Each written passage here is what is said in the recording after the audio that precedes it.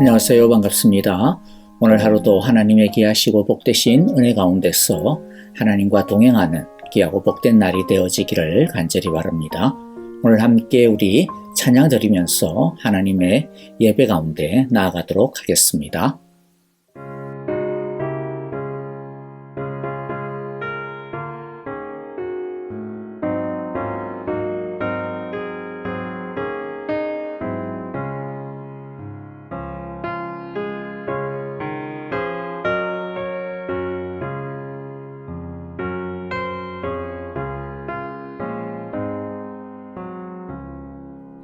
주 날개미 내가 편안히 쉬네.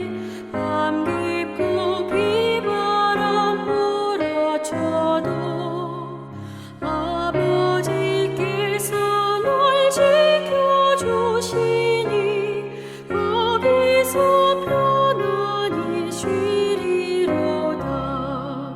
주 날개미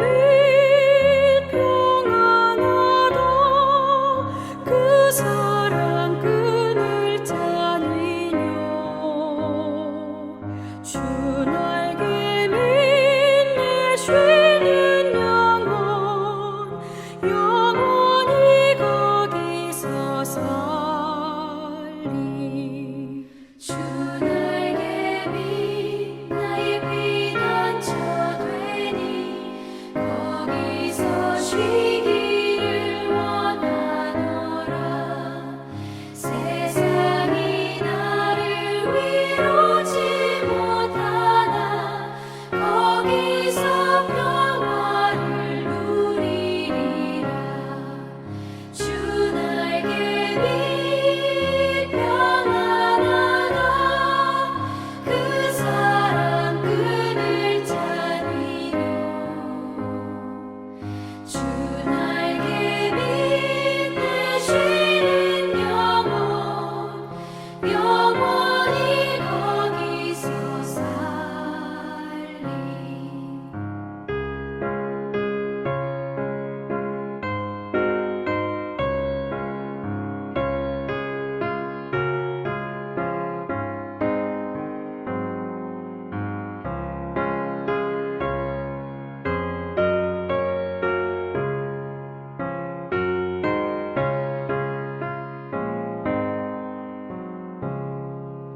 주 날개미 참된 기쁨이 있네. 고달픈 세상 길 가는 동안 나 거기 숨어 돌보심을 받고 영원한 안식을 얻으리라. 주 날개미 평안하다. 그 사랑 끈을 짜니뇨. 주 날개미 내 쉬는 영혼 영원히 거기서 살리.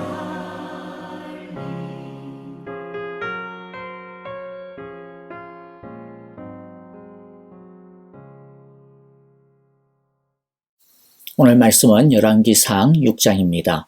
어제도 1절부터 14절까지 읽었지만 다시 한 번 더 오늘 1절부터 38절까지 함께 읽어보도록 하겠습니다. 영상을 통하여서 우리 함께 읽겠습니다. 1절부터 같이 한 목소리로 읽도록 하겠습니다. 이스라엘 자손이 애굽 땅에서 나온 지 480년이요.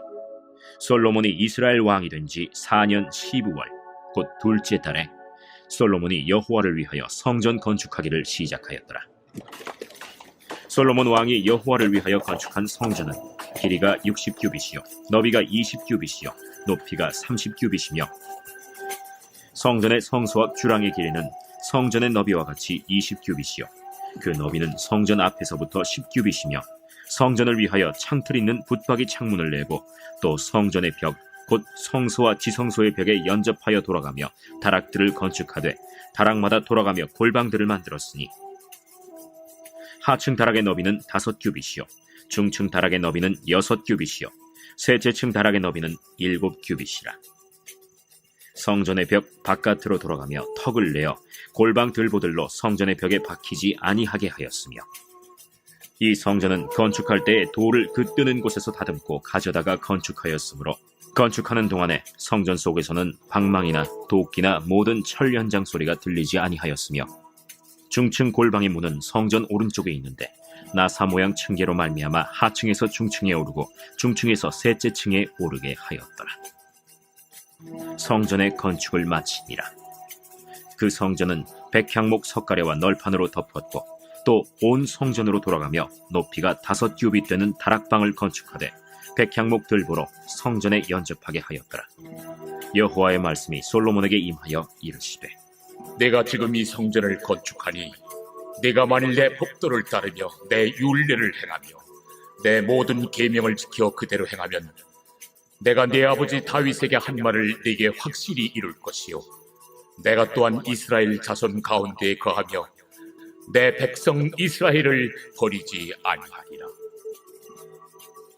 솔로몬이 성전 건축하기를 마치고 백향목 널판으로 성전의 안벽 곧 성전 마루에서 천장까지의 벽에 입히고, 또 잣나무 널판으로 성전 마루를 놓고, 또 성전 뒤쪽에서부터 20규빗 되는 곳에 마루에서 천장까지 백향목 널판으로 가로막아 성전의 내소 곧 지성소를 만들었으며, 내소 앞에 있는 외소 곧 성소의 길이가 40규빗이며, 성전 안에 입힌 백향목에는 박과 핀 꽃을 아로새겼고 모두 백향목이라 돌이 보이지 아니하며, 여호와의 언약궤를 두기 위하여 성전 안에 내소를 마련하였는데, 그 내소의 안은 길이가 20규빗이요 너비가 20규빗이요 높이가 20규빗이라. 정금으로 입혔고 백향목 제단에도 입혔더라. 솔로몬이 정금으로 외소 안에 입히고 내소 앞에 금사슬로 건너지르고 내소를 금으로 입히고 온 성전을 금으로 입히기를 마치고 내소에 속한 제단의 전부를 금으로 입혔더라. 내소 안에 감람나무로 2그룹을 만들었는데 그 높이가 각각 10규빗이라. 한 그룹의 이쪽 날개도 5규빗이요 저쪽 날개도 5규빗이니 이쪽 날개 끝으로부터 저쪽 날개 끝까지 10규빗이며, 다른 그룹도 10규빗이니 그 2그룹은 같은 크기와 같은 모양이요 이 그룹의 높이가 10규빗이요 저 그룹도 같았더라. 솔로몬이 내소 가운데에 그룹을 두었으니 그룹들의 날개가 퍼져 있는데, 이쪽 그룹의 날개는 이쪽 벽에 닿았고 저쪽 그룹의 날개는 저쪽 벽에 닿았으며, 두 날개는 성전의 중앙에서 서로 닿았더라. 그가 금으로 그룹을 입혔더라. 내외소 사방벽에는 모두 그룹들과 종려와 핀꽃 형상을 아로새겼고, 내외 성전 마루에는 금으로 입혔으며, 내소에 들어가는 곳에는 감람나무로 문을 만들었는데 그 문인방과 문설주는 벽의 5분의 1이요 감람나무로 만든 그 두 문짝에 그룹과 종려와 핀꽃을 아로새기고 금으로 입히되 곧 그룹들과 종려에 금으로 입혔더라. 또 외소의 문을 위하여 감람나무로 문설주를 만들었으니 곧 벽의 4분의 1이며 그 두 문짝은 잣나무라. 이쪽 문짝도 2짝으로 접게 되었고 저쪽 문짝도 2짝으로 접게 되었으며, 그 문짝에 그룹들과 종려와 핀꽃을 아로새기고 금으로 입히되 그 새긴 데에 맞게 하였고, 또 다듬은 돌 3켜와 백향목 두꺼운 판자 1켜로 둘러 안뜰을 만들었더라.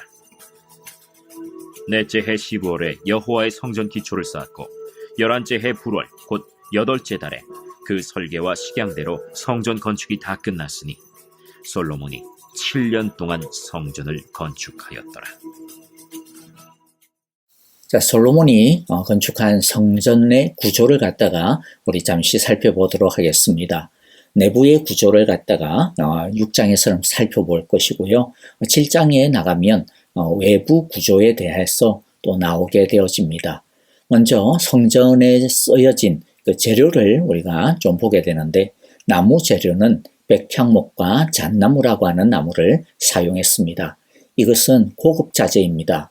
이 백향목과 잣나무는 당시 가나안 땅에서는 잘 나지 아니하는 굉장히 고급스러운 나무였고요. 그래서 두로에 있는 히람으로 붙어서 이 나무들을 수입해 왔습니다.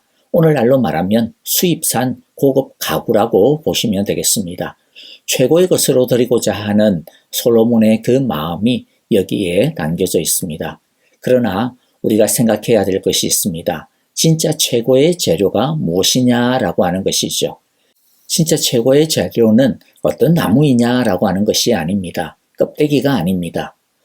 사실 중요한 것은 나무 재료가 아니라 우리의 믿음이죠.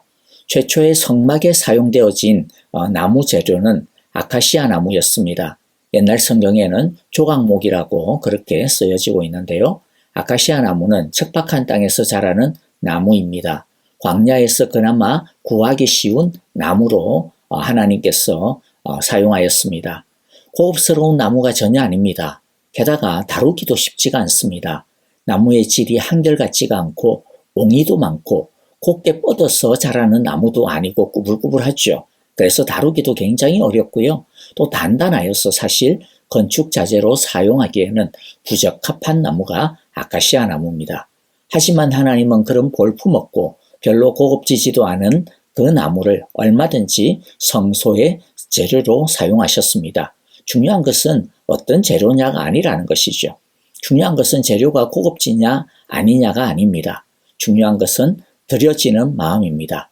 나중에 이 고급스러운 백향목과 잣나무로 지어진 이 성전에서 하나님을 제대로 섬기지 않을 때 하나님은 이 성전을 버리셨습니다. 여러분, 우리가 아무리 많은 헌금, 멋진 것으로 드렸다고 해서, 아무리 멋진 교회 건물을 갖다가 만들었다고 해서, 아무리 멋진 것으로 우리가 디자인하고 인테리어 만들었다고 해서 그것을 하나님께서 귀하게 보시거나 그것을 전부라고 보시는 것이 아니죠. 하나님은 우리의 중심을 보시는 줄 우리가 압니다.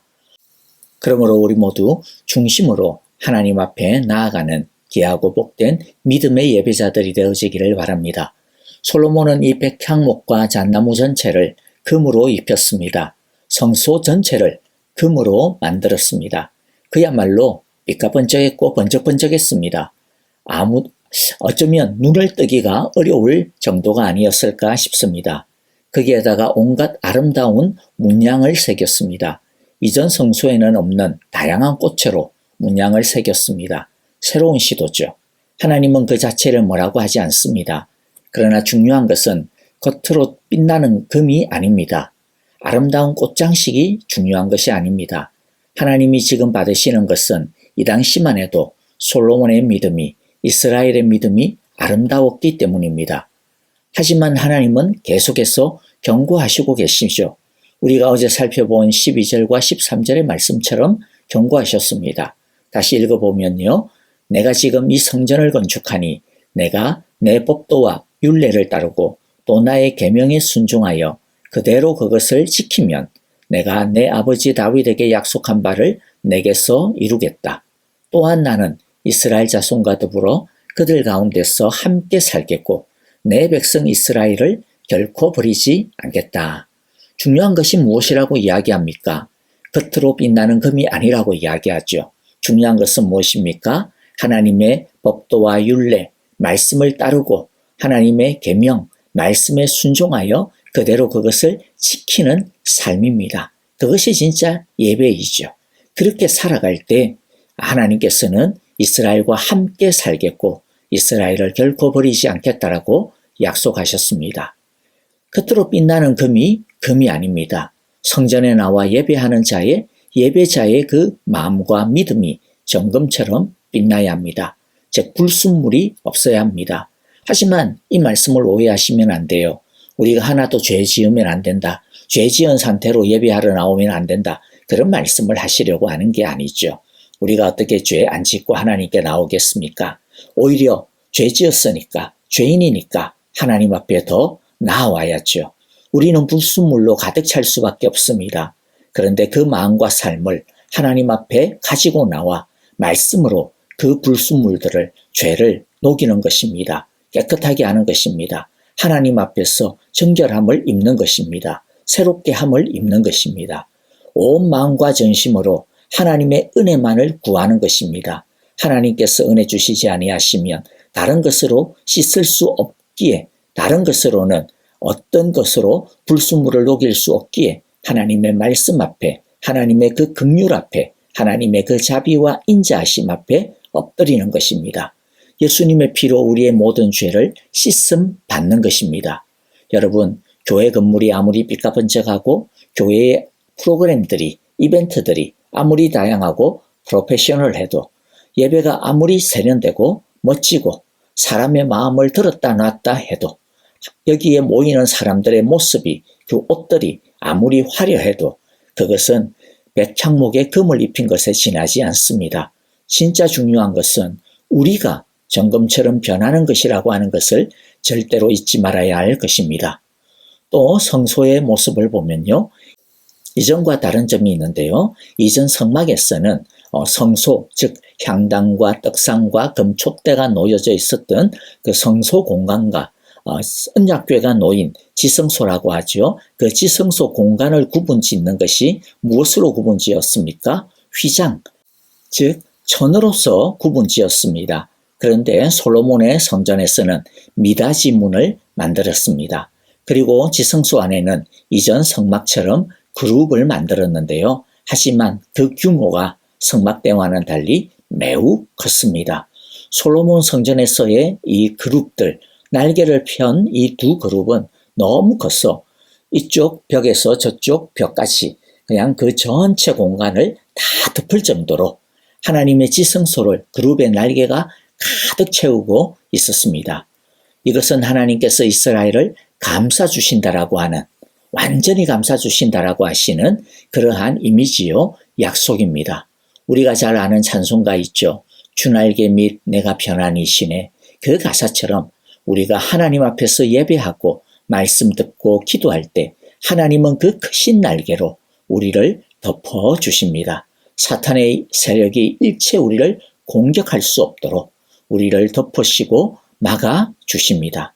이처럼 하나님 앞에 나와 전심으로 예배할 때 하나님을 바라보고 하나님만을 의지하며 신뢰하고 하나님께 맡길 때 하나님은 반드시 그 큰 날개로 우리를 덮으셔서 우리를 모든 사탄의 공격과 위험으로부터 우리를 지켜 보호해 주실 것입니다.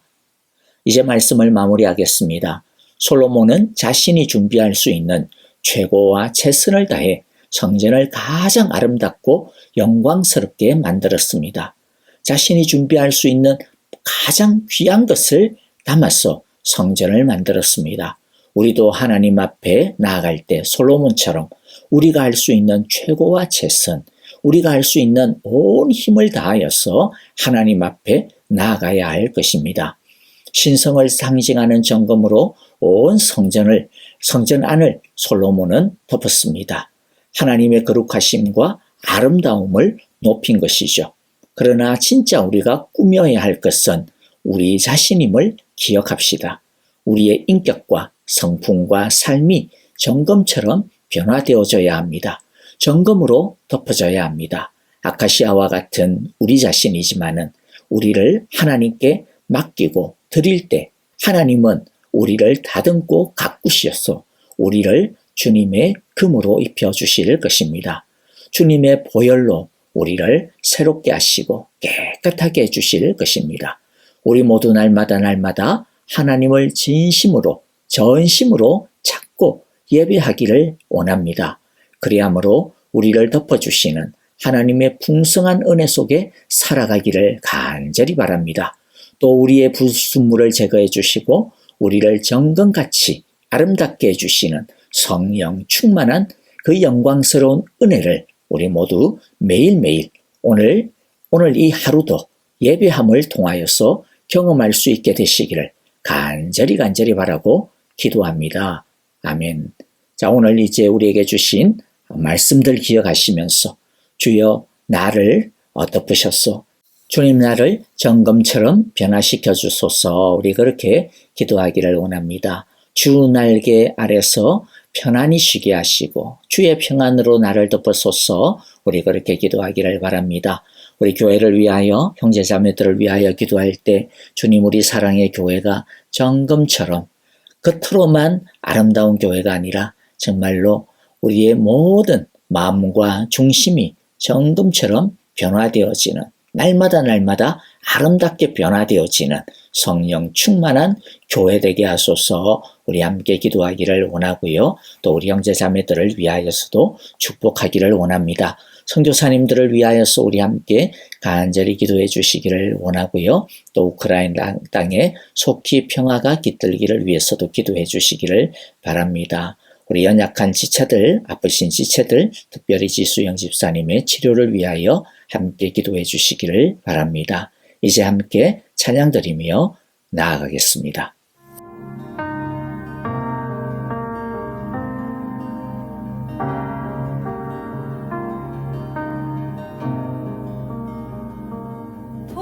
보여지는 예배 아니 마음으로 드리는 예배 노래하는 찬양보다 삶으로 고백되는 예배 나를 위한 예배하니 주님 뜻을 향한 예배 내 마음과 정성 다하여서 주 앞에 드려지는 예배 주 앞에 엎드려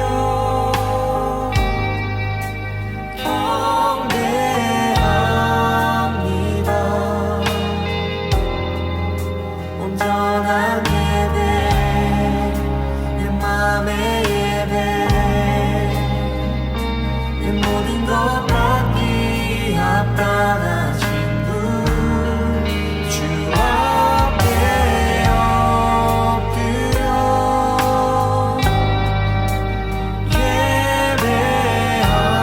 예배합니다. 나의 모든 삶 나의 모든 뜻 말씀 앞에 순종하는 삶의 예배 드리기 원하네.